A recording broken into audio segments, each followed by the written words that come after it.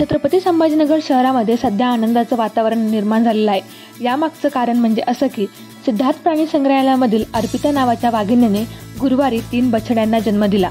अर्पिता वाघिणीने दिलेल्या 3 बछड्यांची झलक सध्याला तुम्ही न्यूज 18 वरती बघत आहात। या बछड्यांच्या आगमनामुळे प्राणी संग्रहालयातील वाघांची सध्या संख्या आता वाढलेली आहे। ती संख्या 14 वर पोहोचलेली आहे। वीर व अर्पिता या वाघाच्या जोडीच्या मिलनामधून या बछड्यांचा जन्म झाला आहे।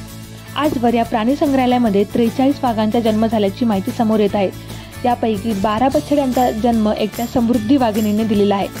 आजपर्यंत या प्राणी संग्रहालयामधून अनेक वाघ हे दुसऱ्या प्राणी संग्रहालयांना देण्यात आलेले आहेत। सध्या प्राणी संग्रहालयामध्ये 6 पांढरे वाघ तर 8 पिवळे वाघ आहेत। यामुळे सध्या सर्वत्रच आनंदाचं वातावरण हे निर्माण झालेलं आहे। Apurva Talnikar, news 18 local, Chhatrapati Sambhajinagar.